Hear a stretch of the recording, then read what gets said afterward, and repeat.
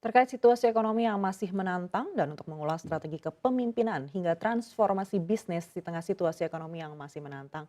Saat ini secara eksklusif telah hadir di studio CNBC Indonesia, Direktur Utama PT Bank Mandiri Persero Tbk, Darmawan Junaidi. Pak Darmawan, apa kabar? Baik, terima kasih Aneke.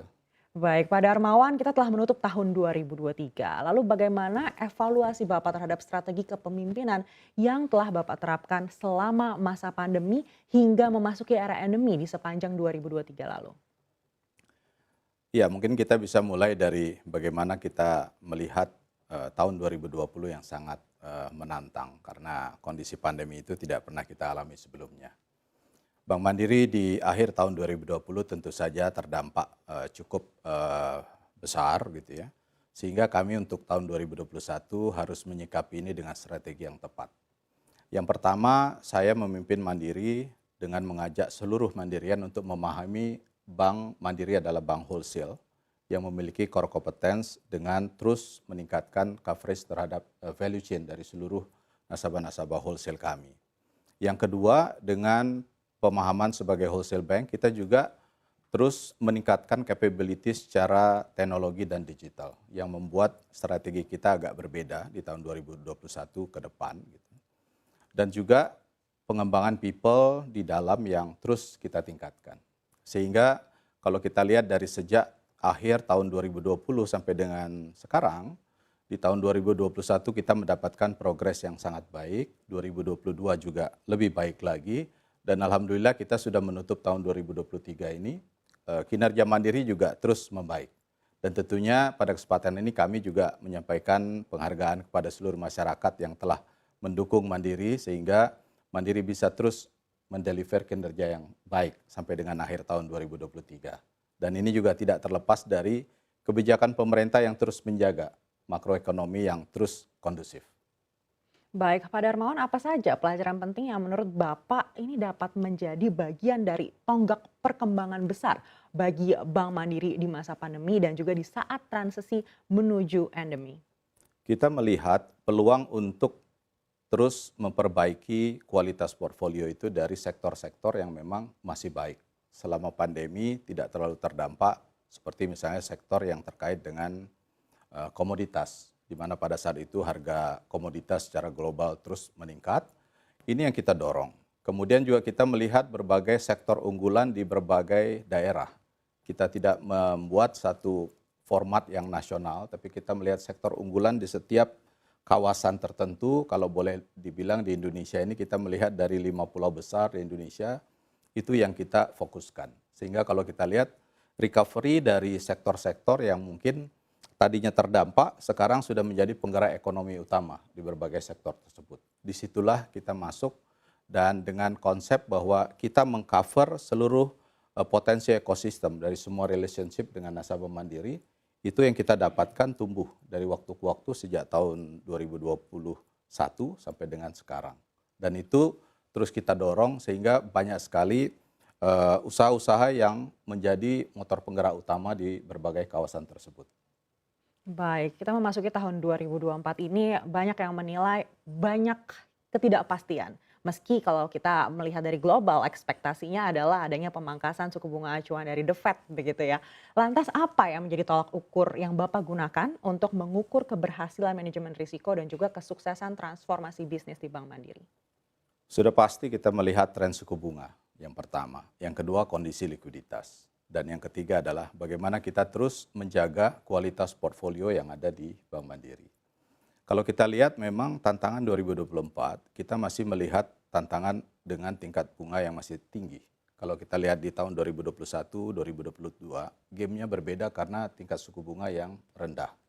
Tetapi di 2023, bunga sudah mulai terus naik, bahkan mungkin kita proyeksikan di semester 1 tahun ini akan masih tetap tinggi. Walaupun ada pembobotan mungkin di semester 2 sudah mulai agak sedikit melandai dan mungkin juga turun. Nah, strateginya berbeda memang. Tapi kalau kita lihat tahun ini semester 1 akan berbeda dengan semester 2. Kalau tahun 2023 kita semuanya mengantisipasi bagaimana tingkat suku bunga itu akan tetap tinggi dan bagaimana juga kondisi likuiditas di pasar.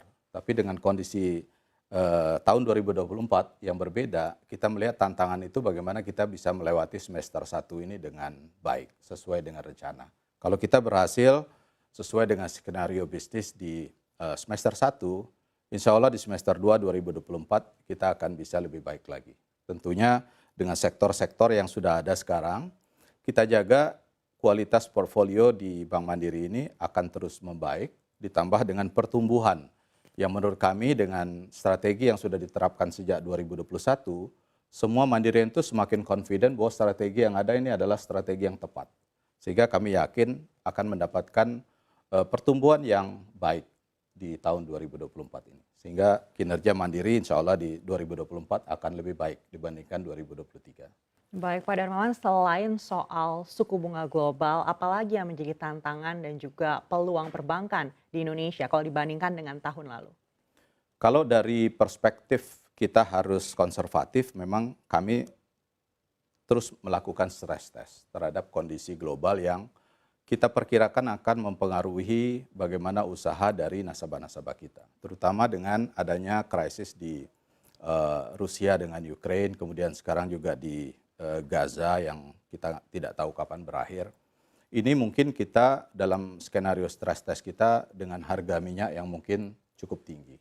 Kemudian juga dengan krisis pangan, apabila memang secara season, secara climate ini akan mempengaruhi misalnya dengan concern terhadap El Nino. Dua hal ini yang menjadi topik utama dalam kami menyusun skenario stress test.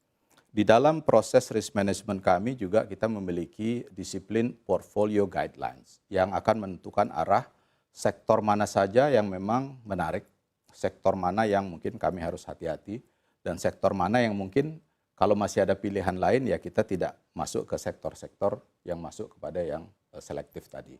Nah, dengan disiplin seperti ini kita harapkan kondisi dari portfolio Mandiri akan terus membaik.